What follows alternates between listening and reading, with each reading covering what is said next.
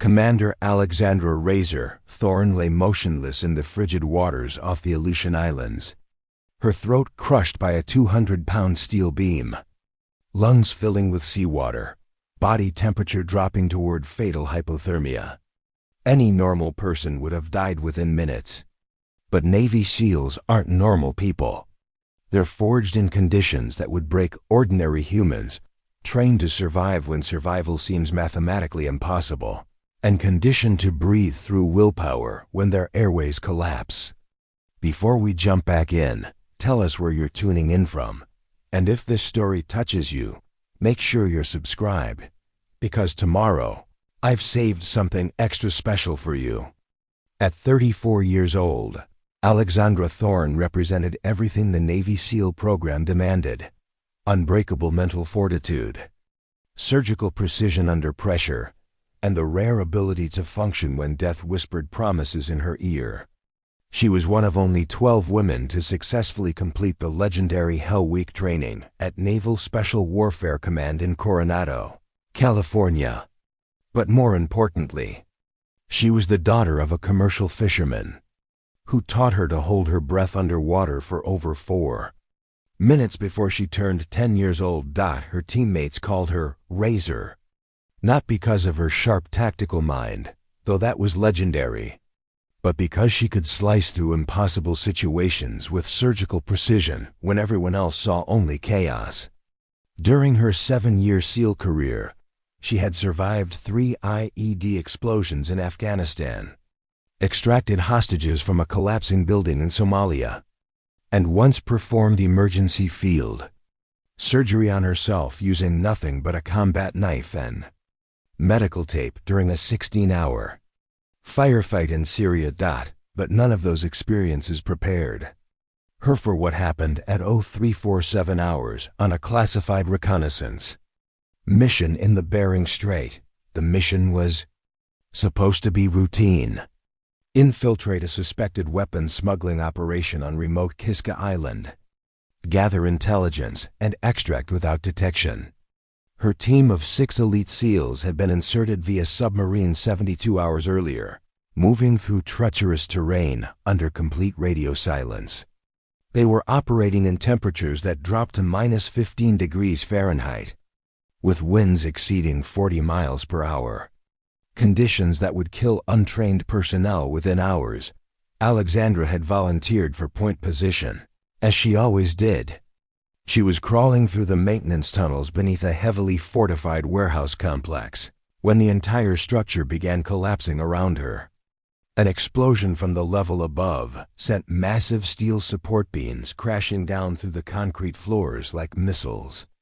She had exactly 1.3 seconds to react before 2,000 pounds of debris would crush her completely. Her SEAL training kicked in with automatic precision.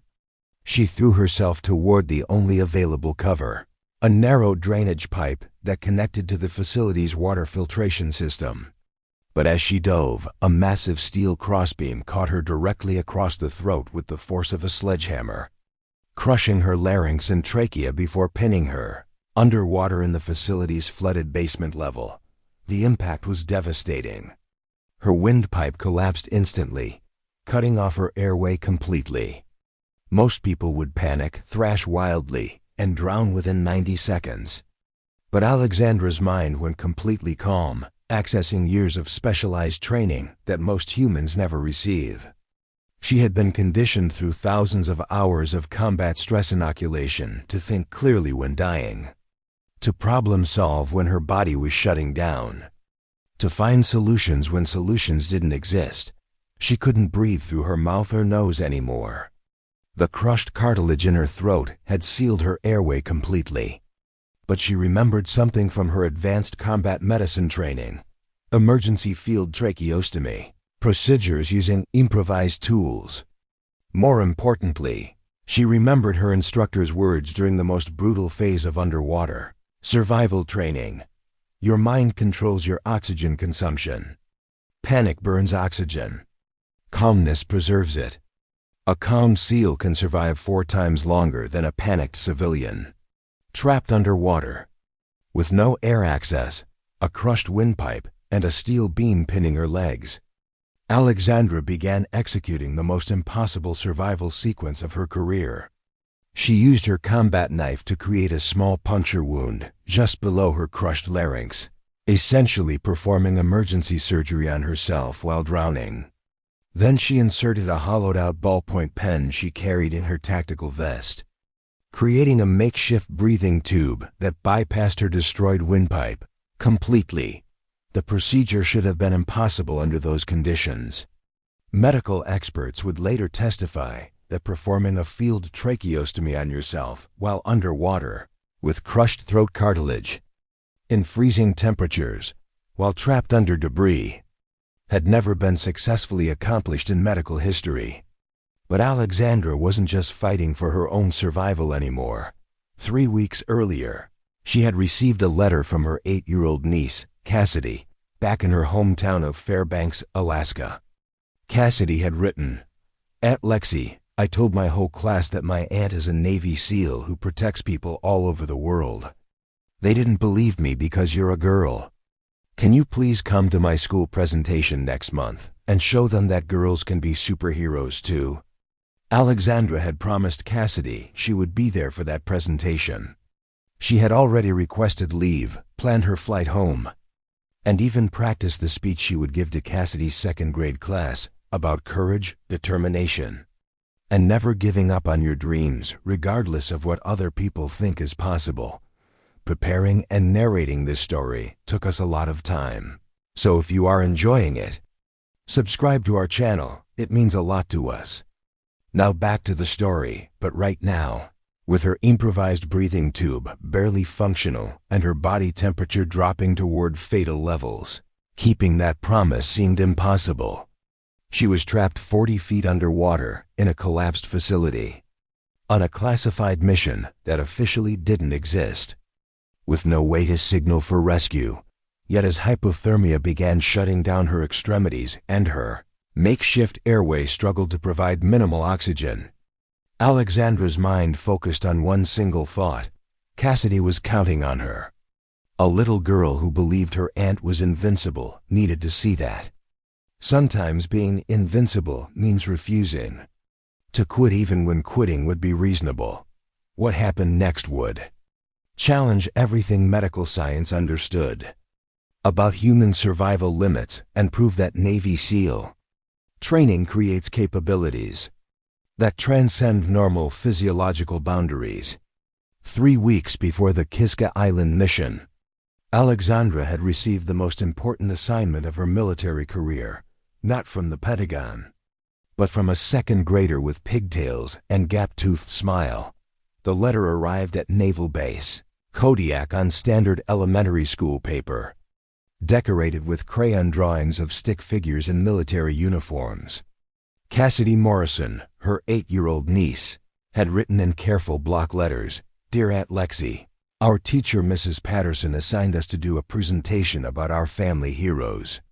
I picked you because you're the bravest person in the whole world. But Tommy Rodriguez said girls can't be real soldiers and that I'm making you up.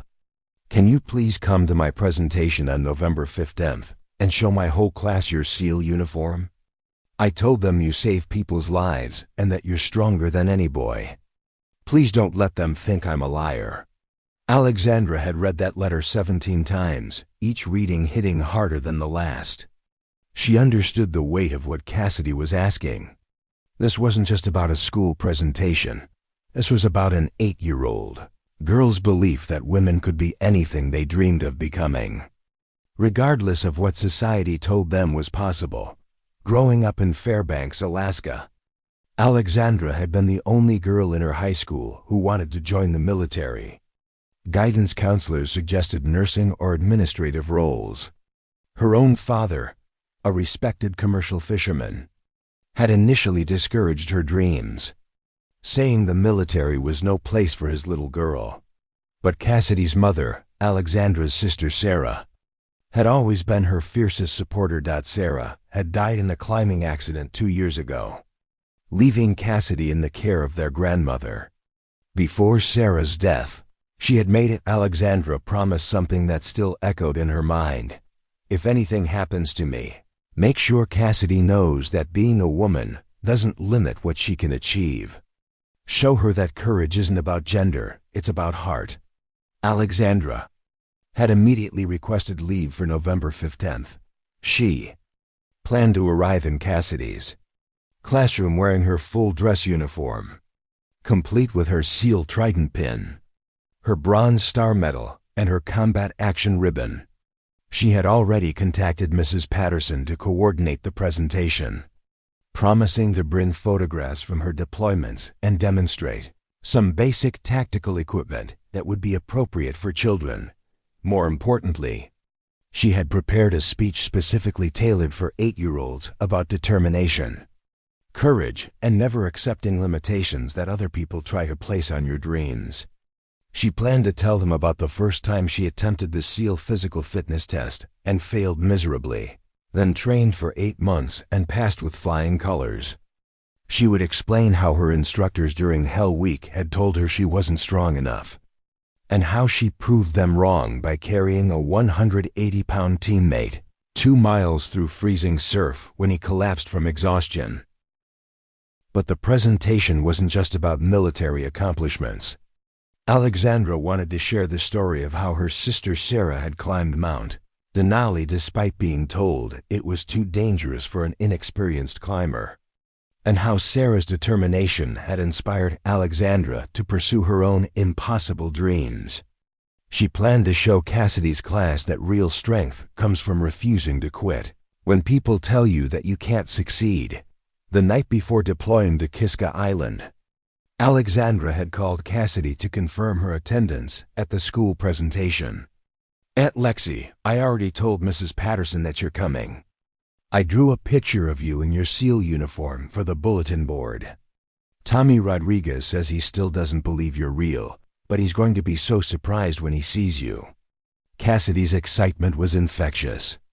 She had spent weeks preparing for the presentation, researching everything she could about Navy SEALs, practicing her introduction speech, and even learning to pronounce special operations correctly. "I'm going to tell everyone that my aunt protects America and saves people in dangerous places all over the world," Cassidy had said with pride that made Alexandra's chest tighten with emotion. "I promise I'll be there, sweetheart," Alexandra had replied, meaning every word. "Nothing in the world could stop me from being there when you need me." That promise carried the same weight as her military oaths. Alexandra had never broken a commitment to her family, just as she had never abandoned a mission or left a teammate behind. Her word was her bond, whether given to her commanding officers or to an 8-year-old girl who believed her aunt could do anything. She had already purchased her plane tickets from Kodiak to Fairbanks. Her dress uniform was pressed and hanging in her quarters, waiting for her return from the Kiska Island reconnaissance mission. She had even bought a special present for Cassidy, a small replica of the SEAL Trident pin that she could wear during her presentation, along with a children's book about female military heroes throughout history. The mission timeline was precisely calculated. Infiltrate Kiska Island on November 10th, complete reconnaissance within 72 hours, extract by November 13th, and fly directly to Fairbanks to arrive by November 14th evening. This would give her 1 full day to prepare for Cassidy's presentation and ensure everything was perfect for the most important audience she had ever addressed. But military operations rarely follow precise timelines, especially when they involve hostile territories, extreme weather conditions, and classified objectives that can change without notice. The Kiska Island mission had already been delayed twice due to equipment failures and severe storm systems moving through the Aleutian Islands. Still, Alexandra had maintained absolute confidence in her ability to keep the promise to Cassidy. She had completed 47 successful missions during her SEAL career, many under far more challenging circumstances. This reconnaissance operation was classified as moderate risk compared to some of the combat deployments. She had survived in Afghanistan and Syria. What she couldn't have anticipated was that keeping her promise to an 8-year-old Girl would require surviving conditions that would test every limit of human endurance and redefine what medical experts believed was possible for the human body to withstand. As she lay trapped beneath the steel beam in freezing water, her improvised breathing tube barely functioning, Alexandra's mind focused on one unbreakable truth: Cassidy was counting on her. Failure wasn't just about personal survival anymore.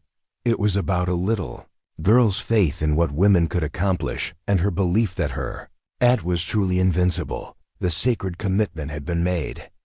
Now, against impossible odds, Alexandra would have to find a way to honor it. The explosion that changed everything began as a whisper of structural failure deep within the Kiska Island facility's foundation.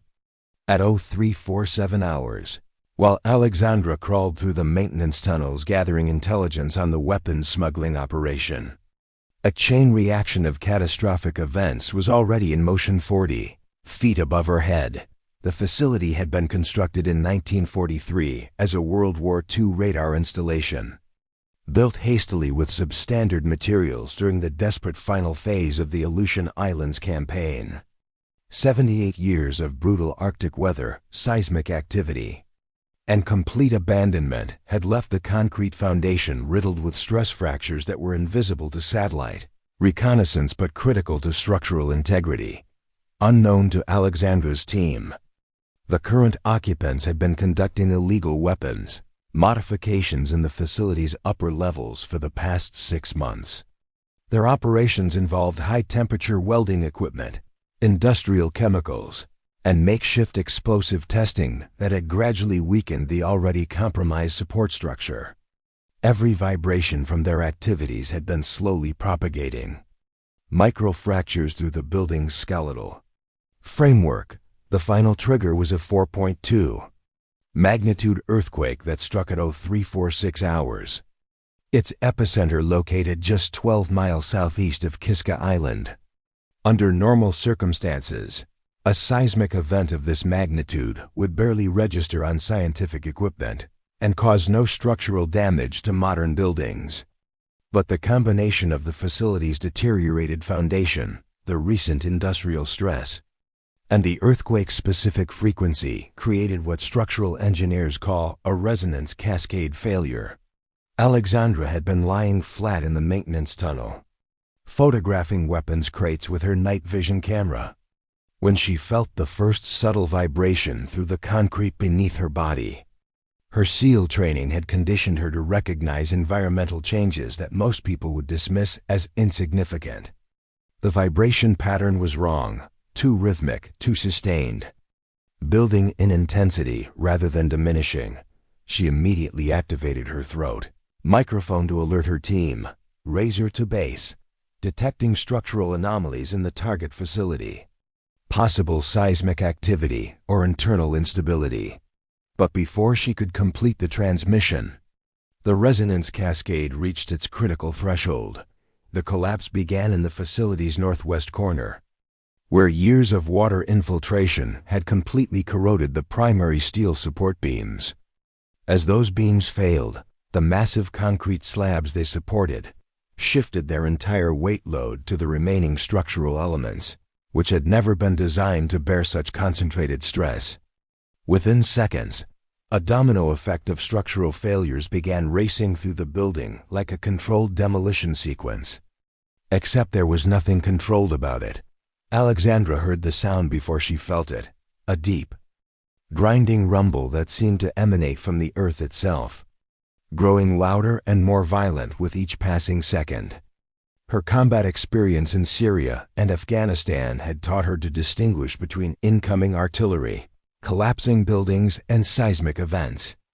This was something far worse, a massive structure eating itself from the inside. She had exactly 4.7 seconds from the moment she heard the grinding sound until the first steel beam punched through the concrete ceiling of her tunnel. In those precious seconds, her mind executed the rapid threat assessment protocol that had kept her alive through 7 years of special operations. Evaluate escape routes, identify cover positions, calculate survival probabilities, and choose the option with the highest chance of mission completion and team preservation. The tunnel she occupied was 26 feet long, 4 feet wide, and 3 feet high. Behind her lay 60 feet of narrow passageway leading back to her entry point. But that route would take at least 90 seconds to traverse crawling backward, and she could hear the collapse propagating in that direction. Ahead of her, the tunnel connected to the facility's water management system through a junction that was only 18 feet away, but required squeezing through a space barely 2 feet in diameter. Above her head, she could hear the sequential failure of massive structural elements, each collapse sending shock waves through the concrete that showered her with debris and dust. The sound was like standing inside a giant's ribcage while someone hammered the bones with sledgehammers, each impact more violent than the last. Alexandra made her choice with the cold calculation that SEAL training had burned into her nervous system. She would advance toward the water management junction, gambling that the facility's lower levels might provide better protection from the collapsing superstructure. It was a desperate decision based on incomplete information, but hesitation would guarantee death, while action offered at least a theoretical chance of survival. She began crawling forward with smooth, efficient movements, her body instinctively adopting the low-profile technique she had mastered during countless infiltration exercises. But as she moved, the collapse accelerated above her, and she realized with growing horror that she had miscalculated the timing. The structural failure was moving faster than she could travel through the confined space. At 0347 to 23, approximately 23 seconds after the initial failure began, a 200-pound steel I-beam from the facility's primary support framework punched through 3 levels of concrete flooring and struck Alexandra directly across the throat with the concentrated force of a falling anvil. The impact crushed her larynx and trachea instantly, then drove her body downward through the tunnel floor and into the facility's flooded basement level. The basement had been designed as a pump room for the facility's water filtration system, but decades of neglect had turned it into a partially flooded maze of broken machinery, twisted pipes, and stagnant water that maintained a constant temperature of 34 degrees Fahrenheit. When Alexandra's body crashed through the tunnel floor, she found herself pinned underwater by the same steel beam that had crushed her airway. Trapped in a space that was rapidly filling with additional debris from the continuing collapse, the physics of her situation were brutally simple and seemingly hopeless. She could not breathe through her nose or mouth because her crushed windpipe had sealed completely. She could not move her legs because the steel beam had her pinned beneath 4 feet of freezing water. She could not signal for rescue because her radio had been destroyed in the fall and her team believed she was dead. The water temperature would cause fatal hypothermia within 30 minutes, but she would likely drown long before that became relevant. Most critically, she was trapped in a classified location during a mission that officially didn't exist, meaning that even if her team survived the facility collapse, they could not request conventional search and rescue assistance. Standard operating procedure for compromised special operations was immediate extraction without personnel recovery attempts. That might expose the mission, but as debris continued raining down around her in the freezing water began numbing her extremities, Alexandra's mind focused on a single, unshakable fact: giving up was not an option. Cassidy was depending on her, not just for a school presentation, but for proof that women could overcome impossible obstacles through determination and skill. The crisis had arrived with devastating finality, but Alexandra's training had prepared her for exactly this moment, when death seemed certain, but surrender remained impossible. In the freezing darkness of the flooded basement, with her windpipe crushed and the steel beam pinning her beneath 4 feet of murky water, Alexandra faced the most agonizing decision of her military career. Every fiber of her SEAL training screamed one message: survival at any cost, adapt and overcome, never surrender. But the mathematical reality of her situation painted a picture that defied even the most optimistic survival calculations. Her body was already beginning the early stages of hypothermic shutdown. The 34-degree water was conducting heat away from her core at a rate that would render her unconscious within 25 minutes and cause cardiac arrest within 40. Her improvised breathing apparatus, the hollowed ballpoint pen inserted through the emergency puncture wound in her throat, was providing minimal oxygen flow, maybe 30% of her normal respiratory capacity. Most critically, she had no way to free herself from the 200-pound steel beam without leverage, tools, or assistance. But abandoning the mission meant more than personal failure. It meant never seeing Cassidy's face light up when her aunt walked into that second-grade classroom. It meant a little girl learning that even her greatest hero could be defeated by circumstances beyond her control. It meant Tommy Rodriguez and his classmates would never see proof that women could accomplish anything they set their minds to achieve. Alexandra's decision-making process followed the crisis management protocols that had been drilled into her consciousness through thousands of hours of extreme stress training. She methodically evaluated her resources, assessed her options, and calculated the survival probability for each possible course of action. The analysis was brutal in its honesty and devastating in its conclusions. Option 1. Remain motionless to conserve oxygen and body heat while hoping for rescue. Survival probability, less than 5%. Her team believed she was dead. Standard extraction protocols prohibited rescue attempts in compromised locations, and the facility's continued collapse would likely seal off any access routes within hours. This option guaranteed slow death through hypothermia or asphyxiation. Option 2. Attempt to signal for help using emergency procedures. Survival probability, essentially zero. Her radio equipment had been destroyed in the fall. Her emergency flares were waterlogged and useless, and any noise she could generate would be masked by the ongoing structural collapse above. Even if her teammates could somehow hear her, reaching her position would require them to compromise their own survival and the mission's security. Option 3. Execute a self-rescue using improvised techniques and available materials.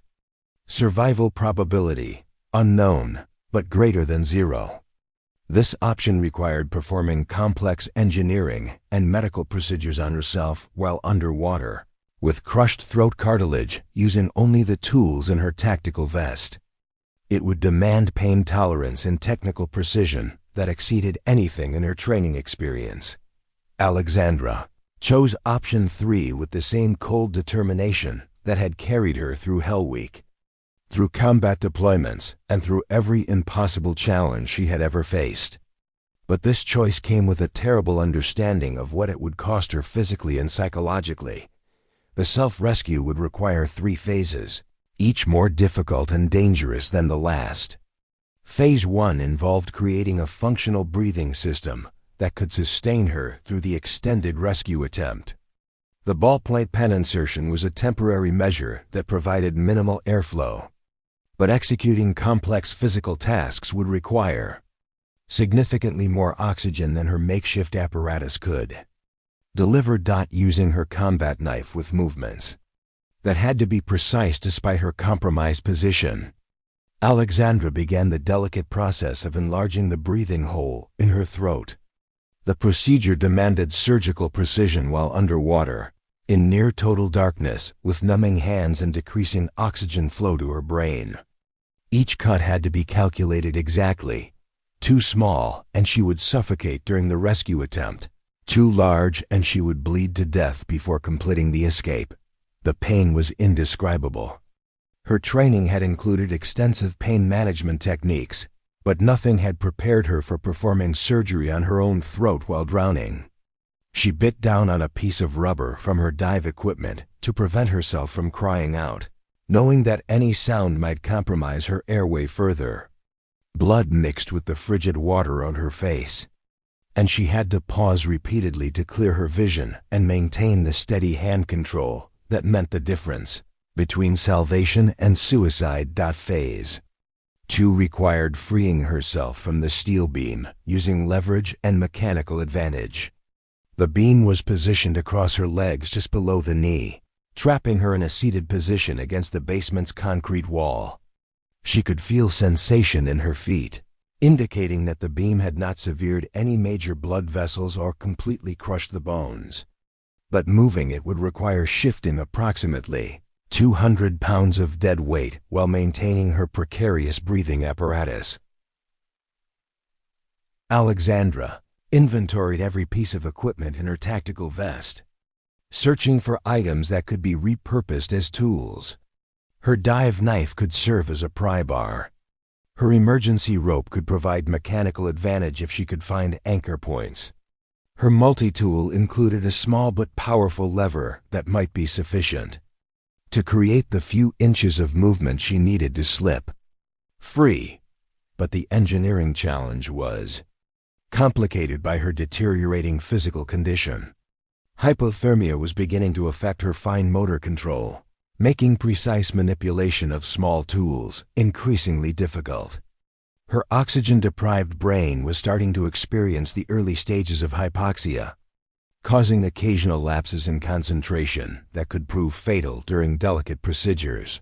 Phase 3 would be the most dangerous, reaching the surface and finding an exit route from the facility while her breathing apparatus remained functional and her body retained enough core temperature to prevent cardiac arrest. Even if she successfully freed herself from the steel beam, she would still need to navigate through a partially collapsed building in darkness, locate an exit that hadn't been sealed by debris, and signal her team for extraction. Each phase carried the potential for catastrophic failure. A mistake in the breathing apparatus modification could cause her to bleed out or suffocate. An error in the beam removal could crush her legs or trap her in an even worse position. A miscalculation in the escape route could lead her deeper into the facility's dangerous interior, where she would die alone and lost. But Alexandra had made her choice with full knowledge of these risks. She thought of Cassidy's letter, carefully preserved in her gear bag back at base camp. She thought of her sister Sarah's voice saying, "Show her that courage isn't about gender, it's about heart." She thought of Tommy Rodriguez and his skeptical classmates, who would never believe that women could be real warriors. The decision was made.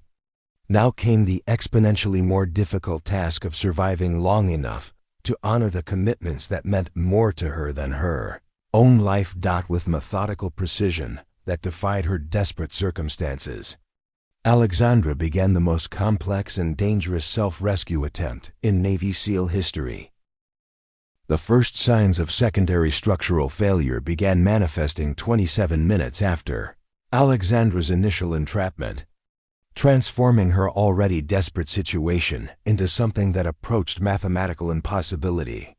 Above her flooded prison, the facility's remaining support structures were surrendering to gravitational forces and metal fatigue, sending cascades of concrete debris and twisted steel into the water around her with increasing frequency and violence. Each new collapse sent shock waves through the flooded basement that threatened to dislodge her improvised breathing apparatus or shift the steel beam, pinning her legs into an even more crushing position.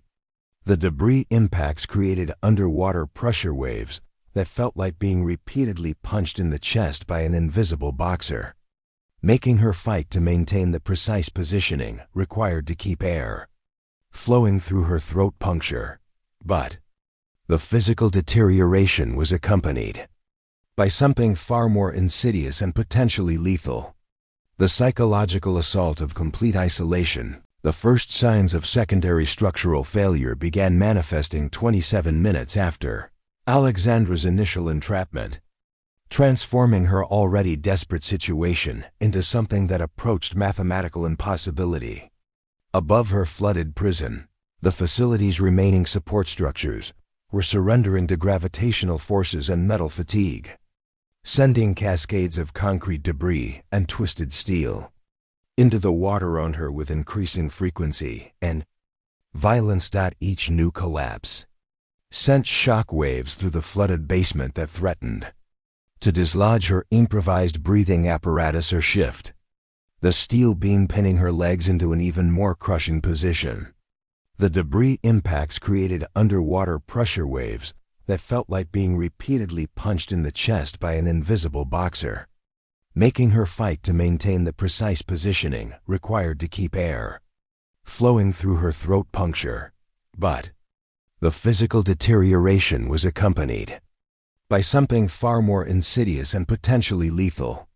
The psychological assault of complete isolation combined with exponentially mounting obstacles. Military psychologists had documented extensively how even the most mentally resilient personnel could experience rapid cognitive breakdown when facing multiple simultaneous, life-threatening stressors.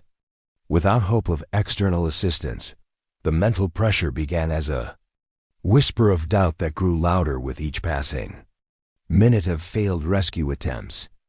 Alexandra's first 3 efforts to create sufficient leverage to move the steel beam had resulted in nothing more than minor shifts that actually worsened her position.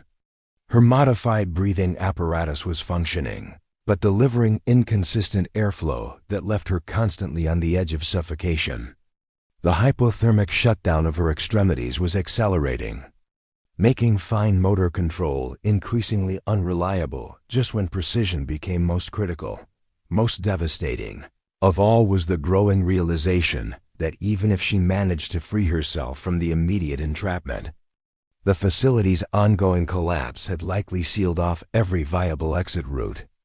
The sounds reaching her through the water and debris suggested that the main corridors were filling with rubble.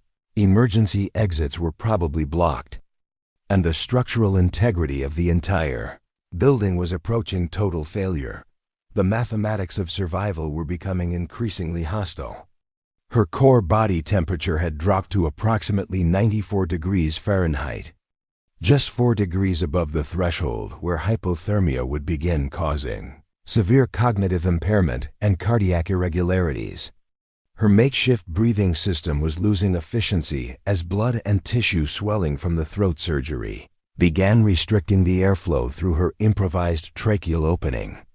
The steel beam showed no signs of yielding to her leverage attempts, despite her deployment of every mechanical advantage technique in her engineering toolkit.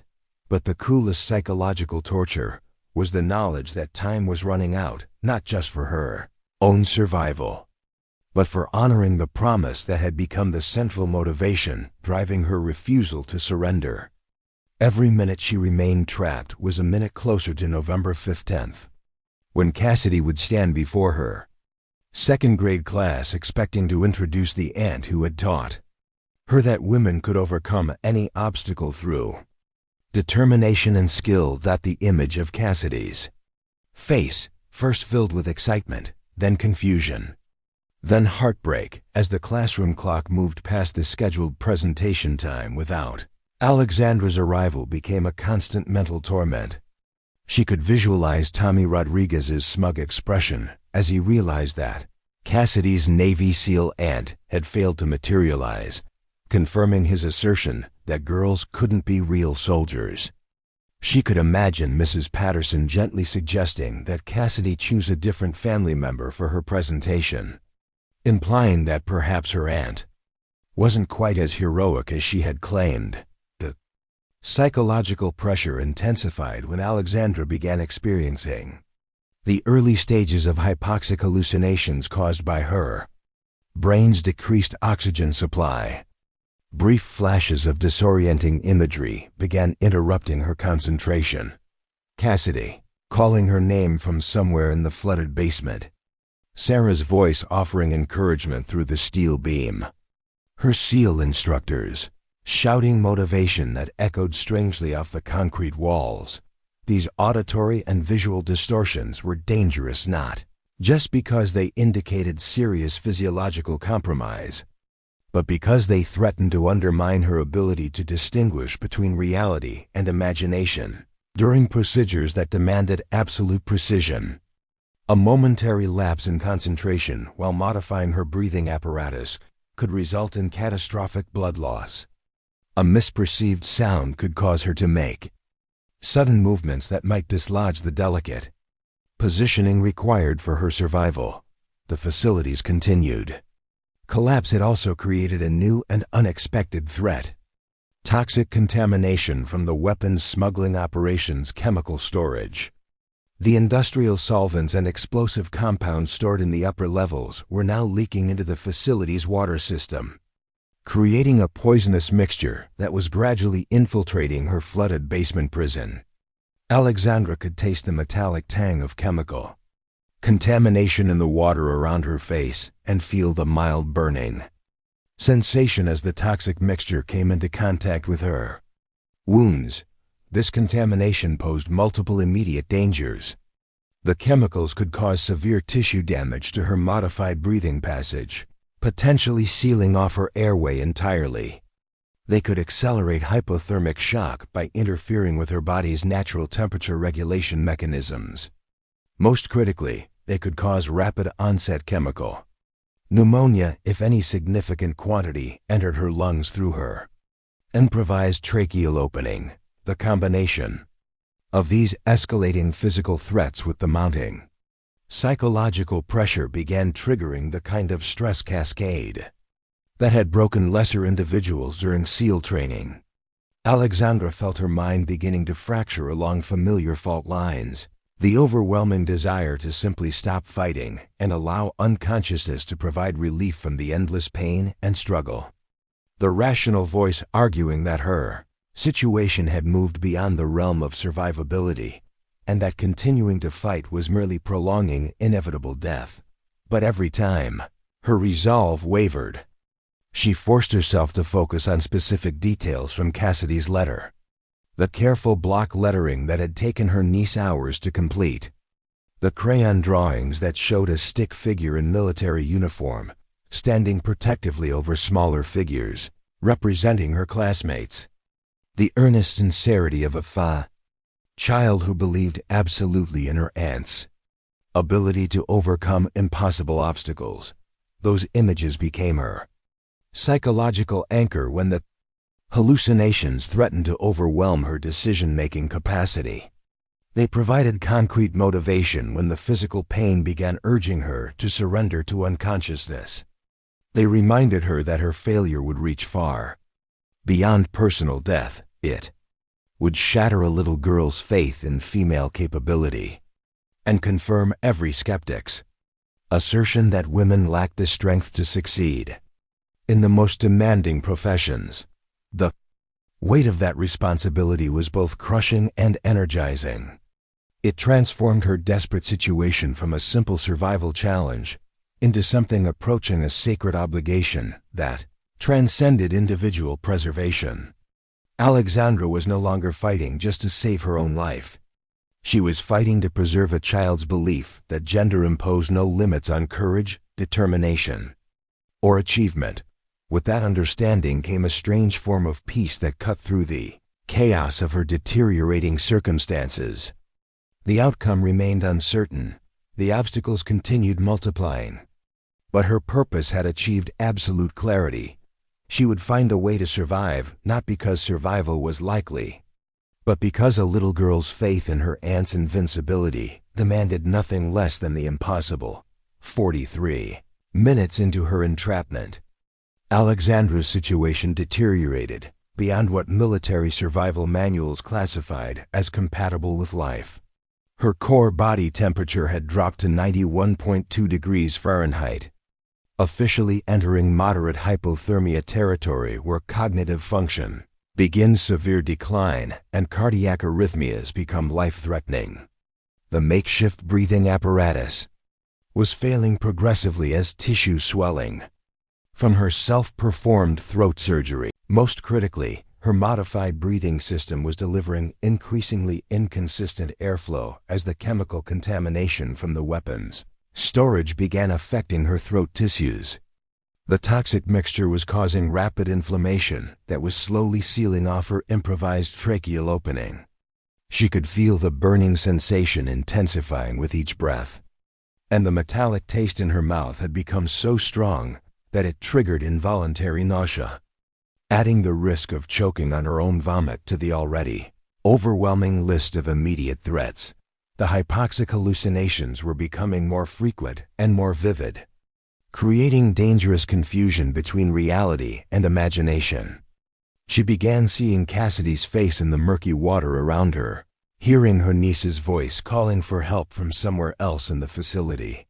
These auditory and visual distortions were her brain's response to decreased oxygen supply. But they posed serious risks during procedures that required absolute precision and clear thinking. During one particularly intense hallucination, Alexandra found herself having a complete conversation with her deceased sister Sarah, who appeared to be sitting beside her in the flooded basement, dry and unaffected by the chaos surrounding them. Sarah's voice was perfectly clear as she spoke about Cassidy's upcoming presentation and how proud she was of Alexandra's determination to keep her promise. The conversation felt absolutely real until Alexandra tried to reach out and touch her sister's hand, only to encounter empty water and the shocking realization that her oxygen-deprived mind was creating increasingly elaborate fantasies. These psychological episodes were not just disturbing. They were actively dangerous. During one hallucination, Alexandra lost track of the positioning of her breathing apparatus and nearly dislodged it completely while trying to respond to voices that existed only in her compromised consciousness. Another episode caused her to waste precious energy attempting to communicate with her team members who she believed had arrived to rescue her, exhausting her limited oxygen reserves while accomplishing nothing. The contaminated water was also beginning to affect her wounds in ways that threatened to accelerate her death timeline. The chemical mixture was preventing normal blood clotting around her throat surgery site, causing continuous seepage that further complicated her breathing and increased her blood loss. The toxic exposure was also causing severe skin irritation and chemical burns on any exposed tissue, adding constant pain to her already overwhelming catalog of physical distress. But perhaps most devastating of all was the growing certainty that even if she somehow managed to free herself from the steel beam, the facility's continued collapse had eliminated any viable escape route. The sounds reaching her indicated that the main corridors were completely blocked with debris. Emergency exits had been sealed by falling concrete slabs, and the building's structural framework was minutes away from total failure that would bury the entire basement level under tons of rubble. This realization triggered the darkest moment of her ordeal, the mathematical acceptance that her situation had moved beyond the realm of survivability into what military analysts classified as certain fatality with extended suffering. Every survival protocol she had ever learned suggested that continuing to fight under these circumstances was not courage but delusion, not determination but denial of overwhelming physical evidence. The rational part of her mind began constructing logical arguments for surrender. She had already exceeded every reasonable expectation for survival duration under these conditions. Her efforts had been heroic and would be remembered as such by anyone who understood the technical challenges she had faced. Most importantly, her death would not dishonor the commitments she had made. Cassidy would understand that some obstacles truly were insurmountable, even for Navy SEALs. But as these thoughts gained momentum in her consciousness, Alexandra forced herself to focus on a specific memory from her SEAL training that had sustained her through every previous moment of despair. During Hell Week, when hypothermia and exhaustion had pushed her to the absolute limits of human endurance, her instructor had shared a piece of wisdom that had become central to her military philosophy. The moment you accept defeat is the moment you guarantee it. But as long as you refuse to accept the impossible remains merely improbable. She remembered standing in the Pacific Ocean surf at 3 a.m. Water temperature 47 degrees, having been awake for 96 hours straight. while instructors screamed that she wasn't strong enough, wasn't tough enough, wasn't mentally resilient enough to earn the SEAL Trident. Her body had been in complete revolt against the abuse. Her mind had been fracturing from sleep deprivation and stress. But she had refused to ring the bell that would end her suffering and her dreams. Simultaneously, that same refusal to accept defeat had carried her through firefights in Afghanistan where her team was outnumbered 10-1. It had sustained her during hostage rescue operations where the margin for error was measured in milliseconds and the cost of failure was measured in innocent lives. It had driven her to complete field surgery on herself during that 16-hour firefight in Syria, using nothing but a combat knife and medical tape while enemy rounds impacted the wall inches from her head. Most importantly, it had defined her promise to Cassidy, when she had sworn that nothing in the world could stop her from being there for her niece's presentation.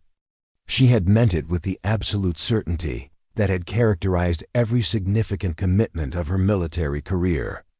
SEALs didn't make promises lightly, and they didn't break them because circumstances became difficult. The deteriorating conditions around her were not evidence that her promise had become impossible to keep. They were simply the latest in a series of obstacles that required more creative problem-solving and greater determination to overcome. Alexandra had built her entire identity around the concept that impossibility was a temporary condition that could be defeated through sufficient application of skill, courage, and refusal to surrender. With that understanding came a strange form of energy that cut through the hypothermic lethargy and hypoxic confusion that had been clouding her thinking. She was not going to die in this basement because death would mean breaking the most important promise of her life. The solution to her entrapment existed somewhere within the resources available to her. She simply hadn't discovered it yet. The moment of deepest despair transformed into the foundation for her most determined effort yet. 51 minutes after Alexandra's entrapment began, Senior Chief Petty Officer Marcus Hendricks received a transmission that would fundamentally alter the trajectory of the rescue operation. Hendricks, a 22-year Navy veteran and Alexandra's former Hell Week instructor, was stationed at Naval Special Warfare Command in Coronado, California, conducting late-night equipment inspections when the encrypted communication arrived through classified channels. The message was brief but devastating. Operation Blackwater compromised. Facility collapse at target location. Razor presumed Kier with structural entrapment. No recovery possible under current conditions. Team extraction in progress. Hendricks read the transmission 3 times before the full implications registered in his consciousness. Alexandra Thorne, the most determined trainee he had ever guided through SEAL selection. The operator who had refused to quit during challenges that had broken men twice her size, was trapped somewhere beneath tons of collapsed concrete and steel with no hope of conventional rescue. But Hendricks possessed information that the mission commanders lacked. Intimate knowledge of Alexandra's psychological profile, her survival capabilities, and most critically, her absolute refusal to surrender when lives depended on her performance. He had watched her complete Hell Week despite injuries that should have disqualified her. He had observed her execute impossible tactical maneuvers during advanced training exercises when failure meant not just personal elimination but potential compromise of her entire team's mission. More importantly, Hendricks knew about Cassidy's presentation. 3 weeks earlier, Alexandra had requested his assistance in preparing educational materials for her niece's school visit.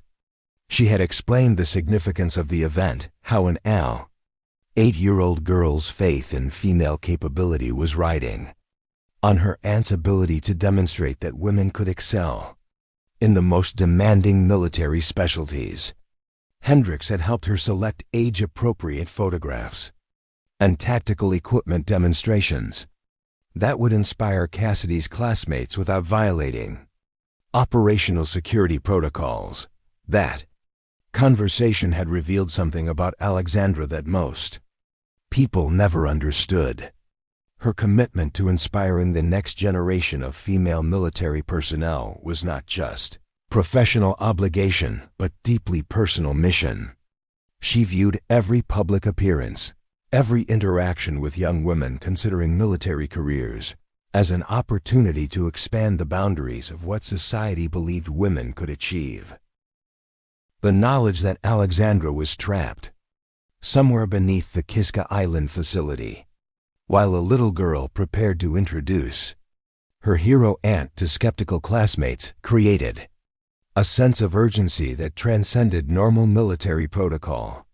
Hendricks understood that conventional extraction procedures would never be sufficient for the situation.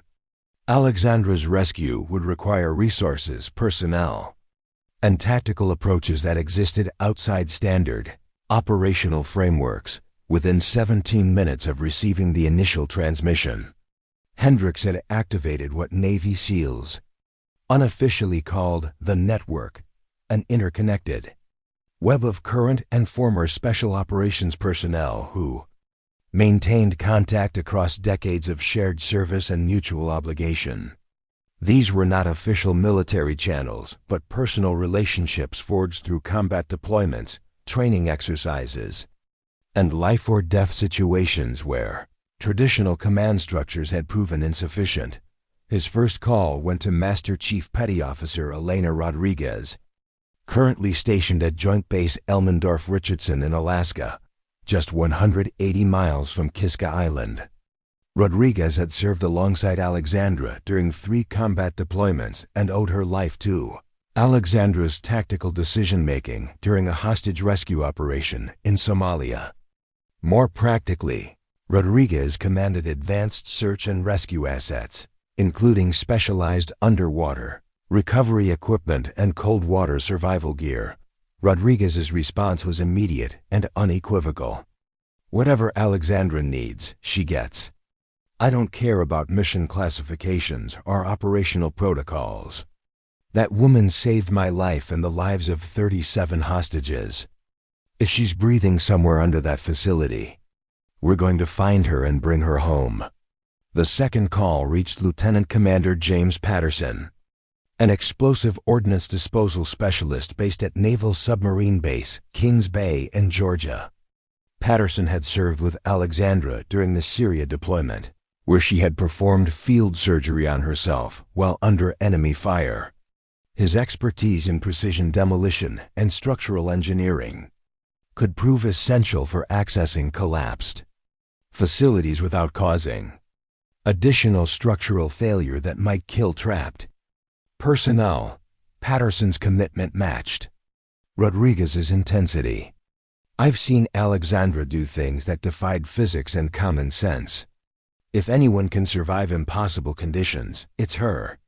But she's going to need help from people who understand exactly what she's capable of accomplishing. The third critical contact was Dr. Sarah Chun, a former Navy flight surgeon who had transitioned to civilian emergency medicine but maintained her security clearance and her connections to special operations medical support. Chun had treated Alexandra for injuries sustained during training exercises and understood both her exceptional pain tolerance and her sophisticated knowledge of field medicine techniques. Chun's medical expertise would be crucial for understanding how Alexandra might be sustaining herself under conditions that would kill most people within minutes. If Alexandra is still alive after an hour of structural entrapment in Arctic conditions, she's doing something that's going to rewrite medical textbooks. But we need to assume she's found a way to survive. And we need to be ready to support whatever impossible solution she's implemented. Within 90 minutes of the initial transmission, Hendricks had assembled an informal but highly specialized rescue team that included underwater recovery experts, structural engineering specialists, advanced medical support, and tactical personnel with intimate knowledge of Alexandra's capabilities. More importantly, he had secured access to resources that existed outside normal military procurement channels but within the network of obligations and relationships that connected. Special operations personnel. Across decades of shared service, the team included specialized equipment that had never been officially tested for Arctic rescue operations. Experimental rebreathers designed for extended underwater work in contaminated environments. Precision cutting tools capable of sectioning steel beams without creating sparks that might ignite chemical residues. And advanced thermal detection gear that could locate human heat signatures through layers of concrete and debris. But the most critical resource was something that couldn't be transported or deployed through conventional means. Absolute faith in Alexandra's survival capabilities, combined with intimate understanding of how she approached impossible problems. Every member of the rescue team had witnessed her accomplish tasks that exceeded normal human limitations. They understood that conventional rescue assumptions might not apply to someone who had consistently redefined what was possible through sheer determination and tactical brilliance. Rodriguez coordinated the logistics with military precision that honored both official protocol and personal obligation. We're not conducting an unauthorized rescue operation.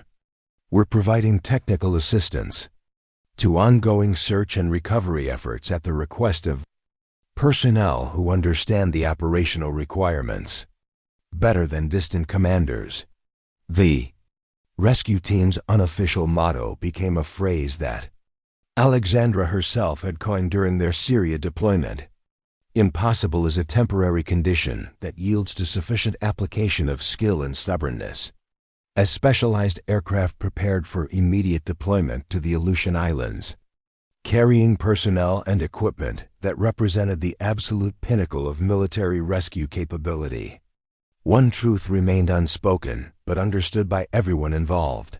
They were not just attempting to save Alexandra's life, but racing to preserve a little girl's faith in what women could accomplish when the world told them that success was impossible. The brotherhood that Alexandra had earned through years of exceptional service was mobilizing to ensure that her promise to Cassidy would be kept, regardless of the obstacles that stood between entrapment and triumph.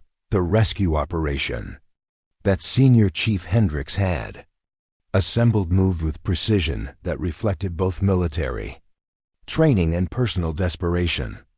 Within 4 hours of receiving the initial transmission about Alexandra's presumed death, 3 separate aircraft were vectoring toward Kiska Island carrying specialized personnel and equipment that represented the cutting edge of military rescue technology. Rodriguez's team departed Joint Base Elmendorf-Richardson aboard a modified HC-130J Combat King II aircraft loaded with experimental underwater recovery systems designed specifically for operations in contaminated Arctic environments. The equipment included prototype thermal detection arrays capable of identifying human heat signatures through multiple layers of concrete and steel, along with precision cutting tools that could section structural beams without creating sparks that might ignite chemical residues leaking from the facility's damaged weapons storage areas. Patterson's explosive ordnance disposal unit launched from Eielson Air Force Base using a C-17 Globemaster 3 configured for rapid deployment of heavy engineering equipment. His cargo manifest included computer-controlled demolition charges that could remove debris with surgical precision, hydraulic lifting systems capable of moving multi-ton structural elements, and portable atmospheric processing units designed to neutralize toxic chemical contamination in confined spaces. Most critically, Dr. Chun had coordinated emergency medical support through Naval Medical Research Command, securing access to experimental hypothermia reversal protocols and advanced airway management equipment, specifically designed for field conditions where conventional medical intervention was impossible. Her team included 2 Navy corpsmen who had trained extensively in combat medicine under extreme environmental conditions. the most complex challenge facing the rescue. Operation was not technical or logistical, it was temporal. The flight time from Alaska's mainland to Kiska Island was approximately 90 minutes under optimal weather conditions. But the Aleutian Islands were currently experiencing a severe Arctic storm system, with winds exceeding 60 miles per hour and visibility reduced to less than 50 feet. These conditions made standard aircraft approach procedures extremely dangerous and potentially impossible. Rodriguez made the decision that would define the entire rescue effort. Instead of waiting for weather conditions to improve, her team would execute a high-altitude, low-opening parachute insertion directly onto Kiska Island despite the storm. This approach carried enormous risks. Parachuting into hurricane-force winds in darkness over unknown terrain with heavy equipment loads had never been attempted under these specific conditions. But it would reduce their arrival time by at least 6 hours compared to waiting for the storm to pass. The hello insertion required modifications to standard operating procedures that pushed the boundaries of what military parachute operations considered survivable. Each team member would carry over 120 pounds of specialized rescue equipment in addition to their personal survival gear. Parachuting from 25,000 feet into winds that could easily drive them miles off course, or slam them into the island's rocky coastline with potentially fatal force. Patterson's explosive ordnance disposal team faced an equally complex challenge. Transporting precision demolition equipment through Arctic storm conditions while maintaining the chemical stability and electronic functionality required for surgical removal of structural debris.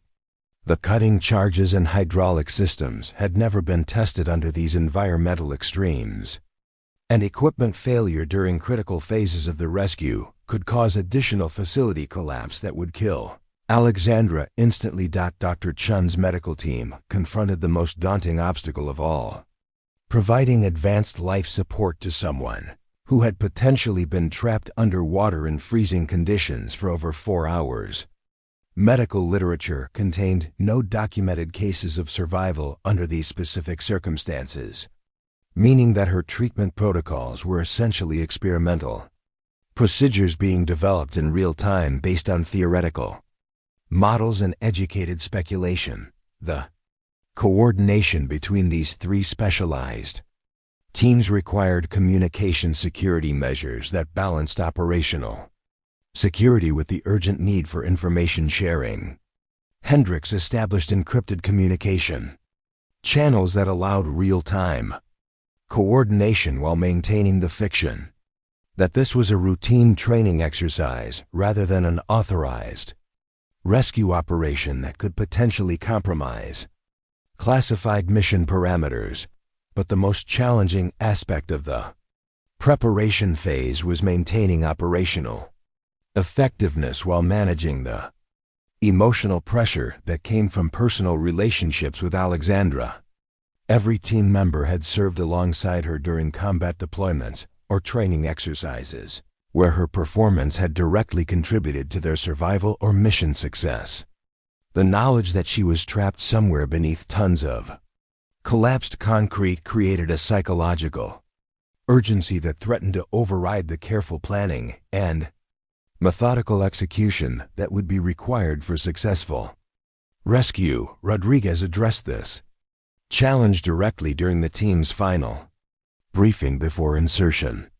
"We're not conducting a rescue operation based on emotion or personal obligation. We're executing a tactical mission that requires the same precision and professional competence that Alexandra has demonstrated throughout her career.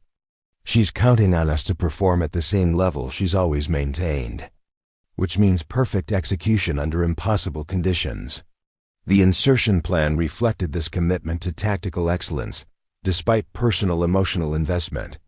The team would establish a perimeter around the collapsed facility within 30 minutes of landing, conduct thermal detection sweeps to locate Alexandra's position with precision sufficient for surgical debris removal, and execute a coordinated extraction that minimized the risk of Additional structural collapse while maximizing the speed of access to her.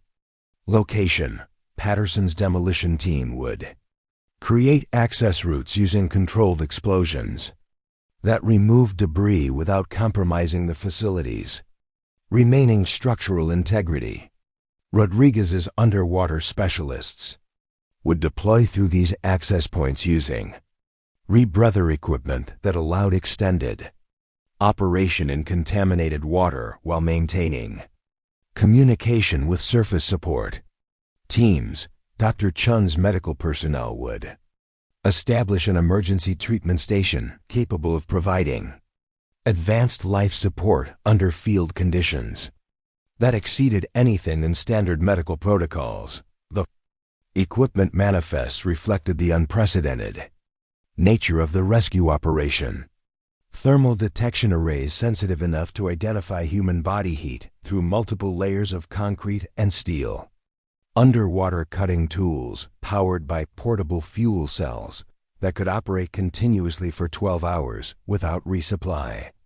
Medical equipment including experimental hypothermia reversal systems and portable surgical suites designed for use in combat zones. But perhaps the most critical element of the preparation was the psychological component. Every team member had to maintain absolute faith in Alexandra's survival capabilities, despite the mathematical improbability of anyone remaining alive under the conditions they expected to encounter. This faith was not blind optimism, but professional assessment based on extensive personal experience with Alexandra's ability to accomplish tasks that exceeded normal human limitations. As the aircraft approached Kiska Island through the storm, with visibility reduced to zero and wind conditions that made controlled landing impossible, the rescue team prepared for insertion into what might be the most challenging special operations mission any of them had ever attempted. Their success would depend not just on their own technical competence and tactical skill, but on Alexandra's ability to survive conditions that no military survival manual had ever contemplated.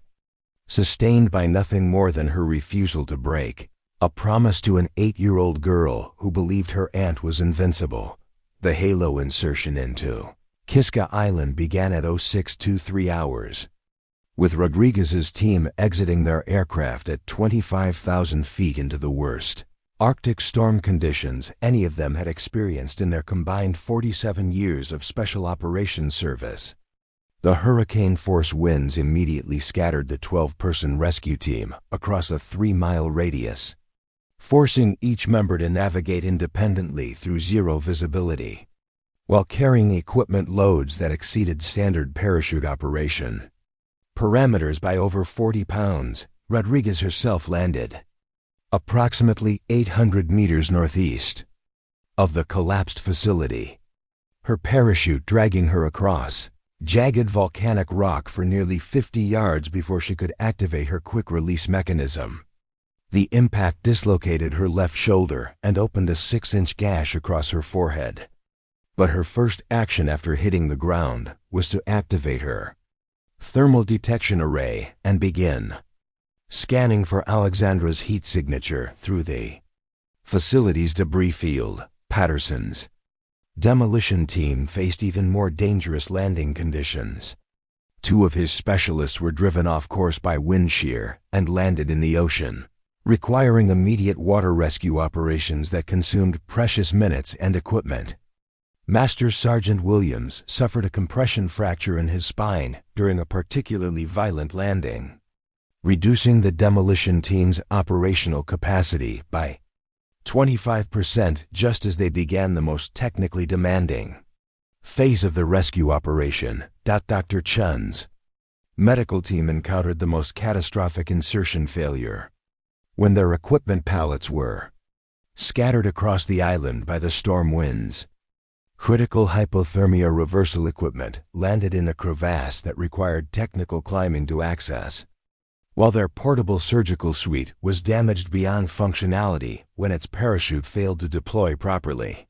These losses meant that advanced medical intervention would need to be improvised using basic field equipment and procedures that had never been tested under these environmental conditions. But despite the insertion disasters, Rodriguez's thermal detection equipment immediately identified a human heat signature in the facility's basement level that was consistent with Alexandra's approximate body mass and location.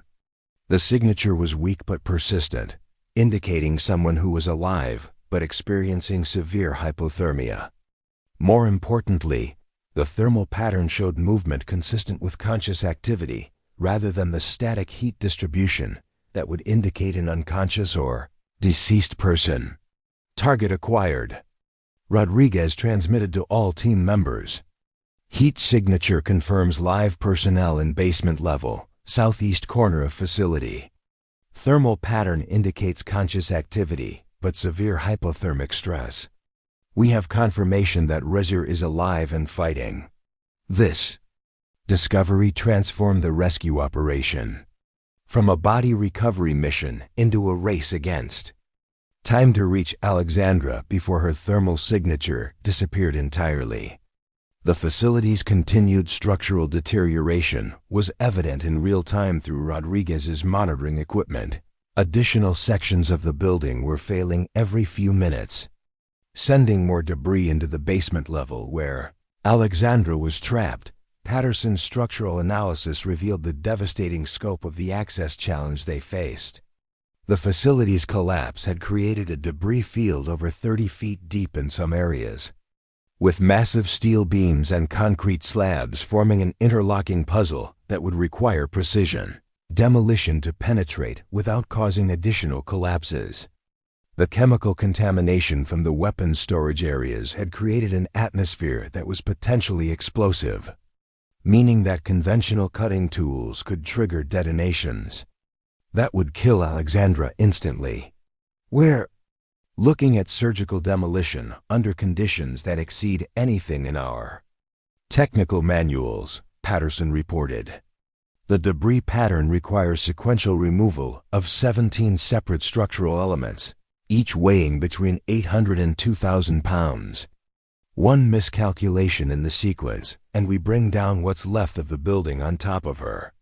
Dr. Chun's assessment of Alexandra's probable medical condition was equally sobering. Based on the thermal signature data and the environmental conditions, Alexandra had been exposed to potentially fatal hypothermia for over 5 hours, while trapped underwater with compromised breathing capability. Even if they reached her within the next 30 minutes, her survival would require medical intervention that pushed beyond established protocols for cold water survival and traumatic airway injury. We're dealing with a medical situation that has no precedent in survival literature, Chun transmitted to the team. If she's conscious after 5 hours under these conditions, she's accomplished something that's going to require completely new treatment approaches. We need to be prepared for injuries and physiological compromise that our standard medical protocols don't address. But the rescue team's most critical discovery came when Rodriguez managed to establish limited communication with Alexandra using underwater acoustic signaling equipment. The contact was brief and intermittent due to the debris field interference, but Alexandra's response confirmed that she was not only conscious but actively working on self-rescue procedures using improvised techniques. Her transmitted message was characteristically brief and focused. Breathing apparatus functional but degrading. Partial mobility achieved. Requires structural access from southeast approach. Chemical contamination present. Execute with extreme precision. This communication revealed several crucial pieces of information that fundamentally altered the rescue approach. Alexandra had successfully created a functioning breathing system that had sustained her through over 5 hours of underwater entrapment.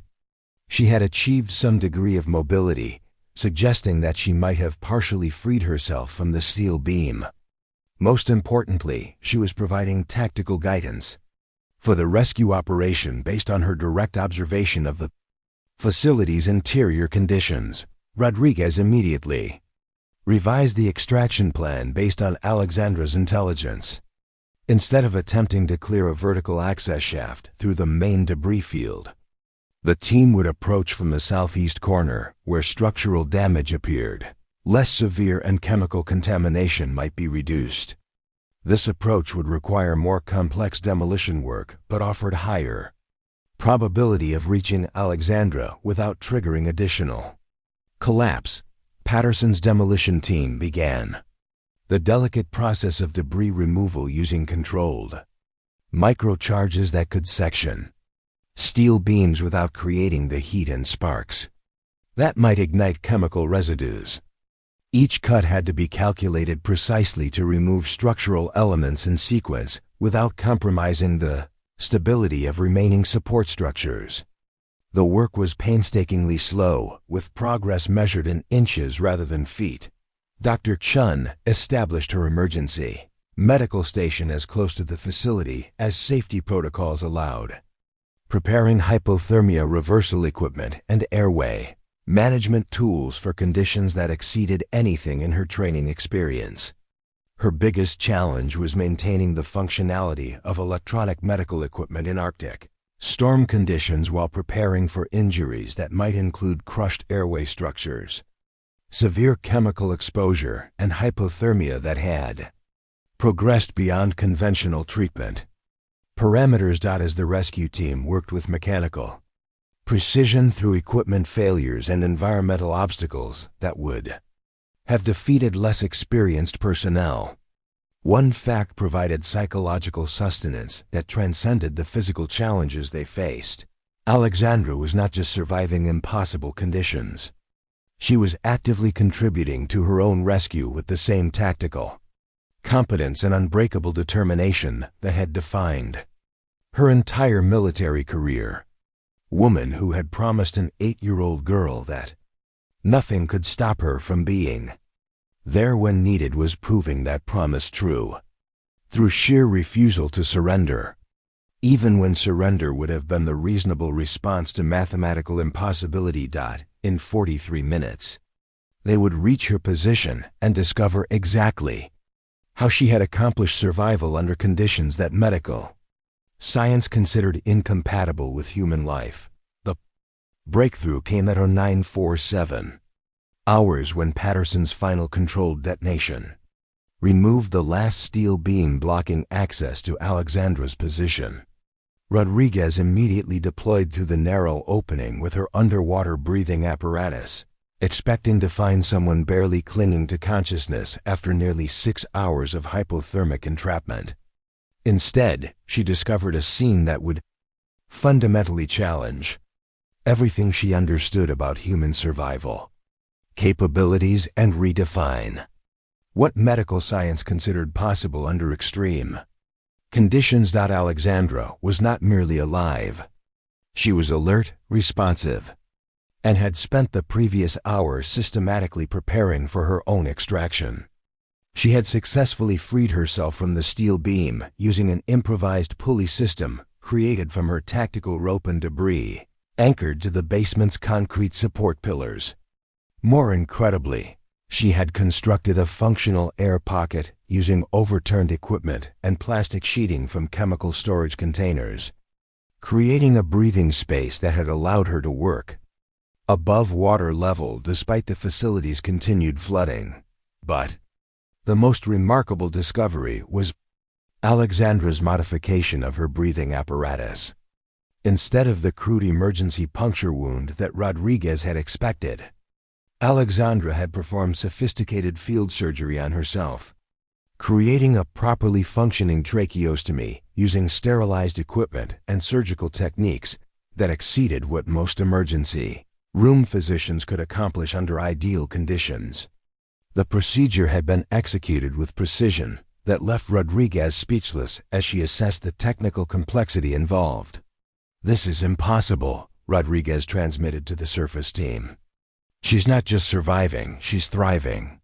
She's performed medical procedures on herself that would challenge a trauma surgeon, and she's constructed engineering solutions that shouldn't be feasible with available materials. We're looking at survival innovations that are going to rewrite military training manuals." Alexandra's response was characteristically focused and tactical. "Glad you could make it to the party. I've got mobility, functional breathing, and approximately 15 minutes before this air pocket becomes unstable due to continued flooding. Let's execute extraction with maximum efficiency and minimal conversation." The extraction itself revealed the full scope of what Alexandra had accomplished during her 6 hours of entrapment. She had not simply endured the conditions, she had systematically solved each life-threatening challenge using a combination of technical knowledge, improvised engineering, and medical procedures that demonstrated capabilities far beyond standard SEAL training. Her makeshift breathing system included a filtration component, created from fabric and activated charcoal, that had protected her lungs from chemical contamination. Her thermal regulation system involved a reflective shelter constructed from emergency blankets and metallic debris that had maintained her core body temperature above critical thresholds. Most impressively, she had maintained detailed mental notes of the facility's structural condition and chemical contamination patterns, providing Rodriguez with tactical intelligence that accelerated the extraction process and identified potential hazards that the rescue team had not detected from their external position. Her situational awareness remained completely intact despite the physiological stress that should have caused severe cognitive impairment. Dr. Chian's medical assessment, upon reaching Alexandra's position, contradicted every prediction she had made about hypothermia progression and traumatic airway injury. Alexandra's core body temperature was 93.7 degrees Fahrenheit, low enough to cause serious medical concern, but well above the levels that would cause unconsciousness or cardiac irregularities. Her modified breathing apparatus was functioning so effectively that her blood oxygen levels were only slightly below normal parameters. "I need you to explain to me how this is medically possible," Chun said as she conducted her initial examination. "According to every survival protocol I've studied, you should be unconscious or dead. Instead, you're showing vital signs that are better than some people experience under normal conditions." Alexandra's explanation revealed the depth of preparation and technical knowledge that had made her survival possible. She had recognized immediately that conventional cold water survival techniques would be insufficient for her specific circumstances. So she had adapted advanced military survival protocols using principles borrowed from underwater demolition, combat medicine, and engineering problem solving. Each modification had been calculated to address multiple threat vectors simultaneously while preserving her ability to maintain the complex procedures required for continued survival. But perhaps most importantly, she had sustained her psychological resilience by maintaining absolute focus on her commitment to Cassidy.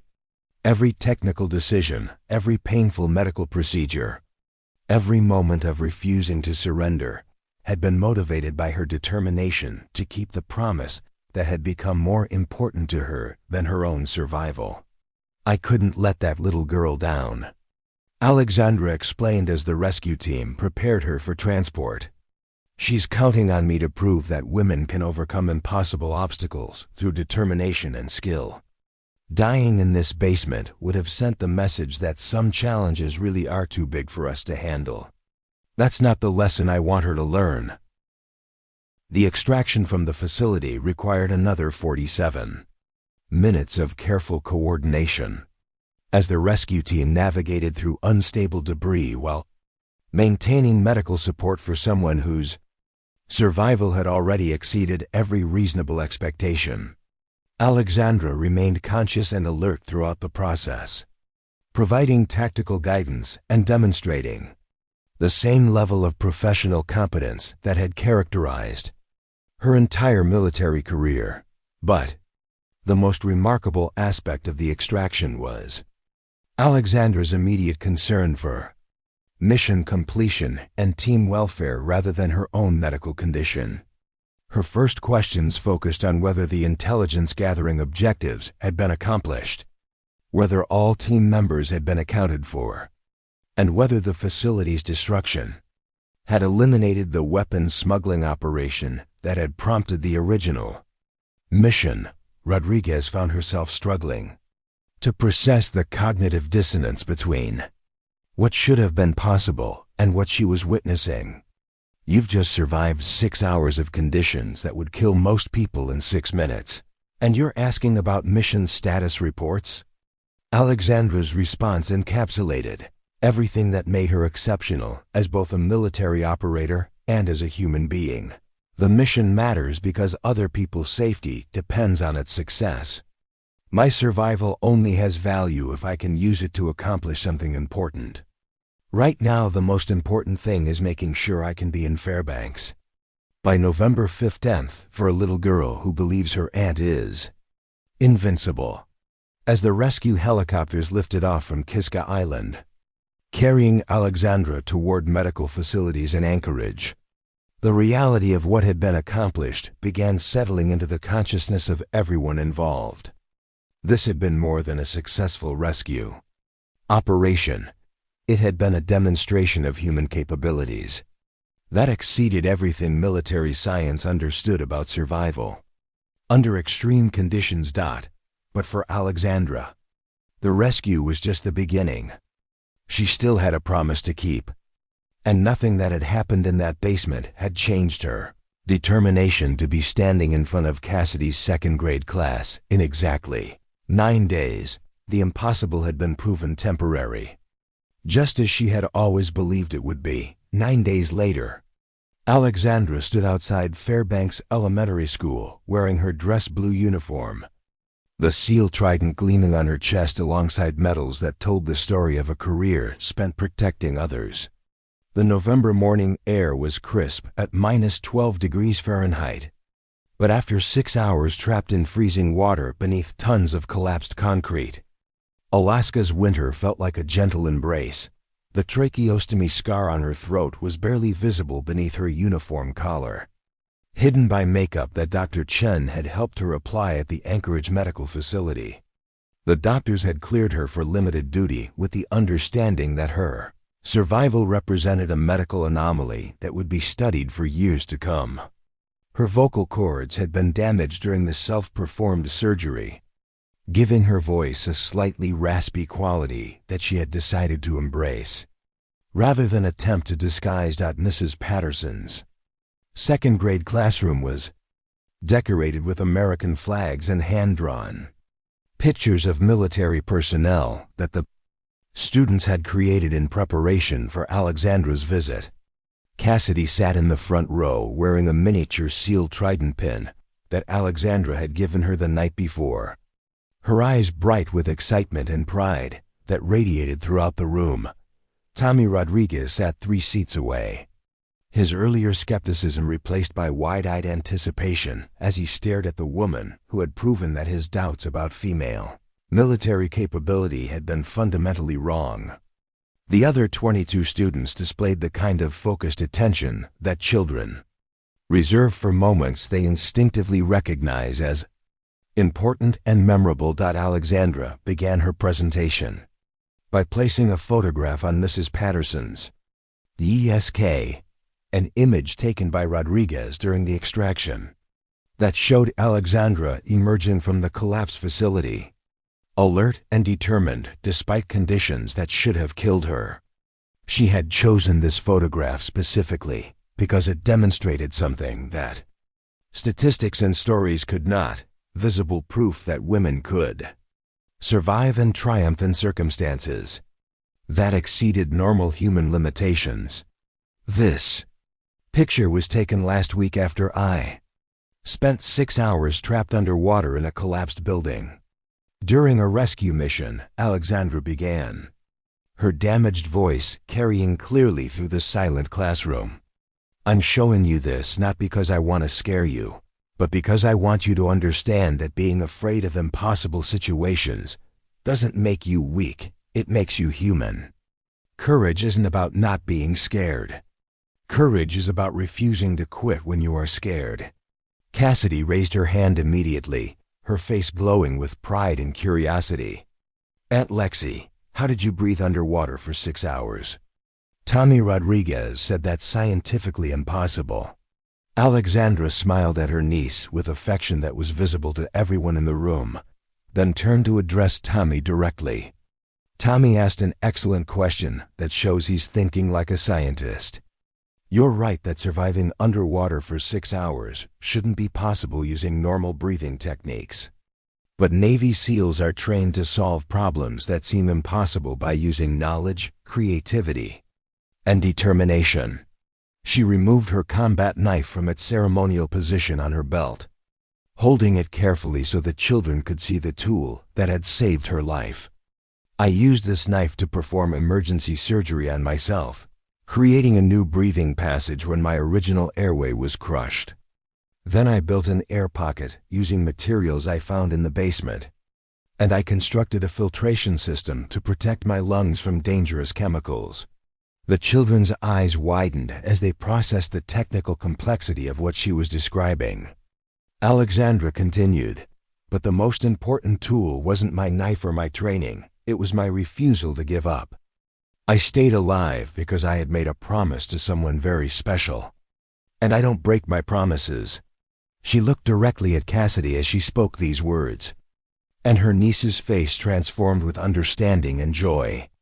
This wasn't just a presentation about military capabilities, it was a demonstration of love expressed through absolute determination to honor commitments regardless of obstacles. Mrs. Patterson invited questions from the class, and the students' responses revealed how profoundly the key presentation was affecting their understanding of what women could accomplish. Sarah Chun, no relation to Dr. Chun, asked whether Alexandra had ever been told she wasn't strong enough to be a soldier. Miguel Santos wanted to know if Alexandra had ever failed at anything important. Jennifer Williams raised her hand to ask whether girls really could do anything boys could do.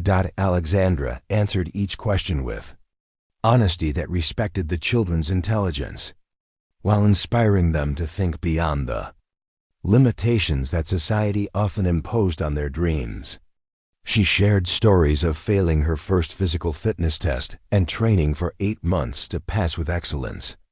She described being told during her early military career that women weren't suited for combat roles, and how she had responded by becoming the most competent operator in her unit. But the most powerful moment came when Tommy Rodriguez asked the question that had motivated Cassidy's entire presentation. "Are you really a Navy SEAL, or was Cassidy making that up?" Alexandra removed her SEAL Trident pin from her uniform and placed it carefully in Tommy's hands. "This is the pin that every Navy SEAL earns after completing the most difficult military training in the world. Cassidy wasn't making anything up, she was telling you about someone who refused to let other people's doubts define what she could accomplish." She turned to address the entire class with words that would stay with them for years to come. "Each of you has the capability to accomplish things that might seem impossible right now. The only difference between people who achieve extraordinary things and people who don't isn't talent or strength, it's the willingness to keep working when everyone tells you to quit." The presentation concluded with Alexandra demonstrating basic tactical equipment and explaining how each piece of gear represented years of training and preparation. But the real education had nothing to do with military hardware. It was about expanding the boundaries of what the children believed was possible for their own futures. As the students prepared for recess, Cassidy approached her aunt with a carefully folded piece of paper. "I wrote this for you while you were trapped under that building. I knew you would come back because you promised you would." The note, written in careful second-grade cursive, read, "Dear Aunt Lexi, I know you're probably in a dangerous place right now, but I'm not worried because you're the strongest person in the world. When you come to my presentation, everyone will see that girls can be heroes too. I love you and I believe in you. Your niece, Cassidy. Alexandra knelt down to hug Cassidy, feeling tears she had not allowed herself to shed during 6 hours of life-threatening crisis. I kept this promise because you believed I could, sweetheart. That belief gave me the strength to survive when surviving seemed impossible. 3 months later, Alexandra received a letter from Mrs. Patterson, reporting that her presentation had inspired 7 girls in the class to express interest in military careers and had fundamentally changed how all the students thought about gender limitations. Tommy Rodriguez had written a report about female military heroes for his next presentation, and Cassidy had become the unofficial class expert on determination and courage. But perhaps most importantly, Alexandra had discovered something about herself during those 6 hours beneath Kiska Island. Love expressed through absolute commitment to keeping promises could generate survival capabilities that transcended normal human limitations. The little girl who had believed her aunt was invincible had been proven right, not because Alexandra possessed superhuman abilities, but because she possessed something even more powerful: the unbreakable determination to honor the faith that others placed in her. The scar on her throat served as a permanent reminder that impossible was indeed a temporary condition that yielded to sufficient application of skill, courage, and refusal to accept defeat. And every time someone told her that women couldn't accomplish something, Alexandra would touch that scar and remember that she had quite literally breathed through willpower when breathing through willpower was the only option that allowed her to keep her word to someone who mattered more than life itself. Up next, you've got 2 more standout stories right on your screen. If this one hit the mark, you won't want to pass these up. Just click and check them out.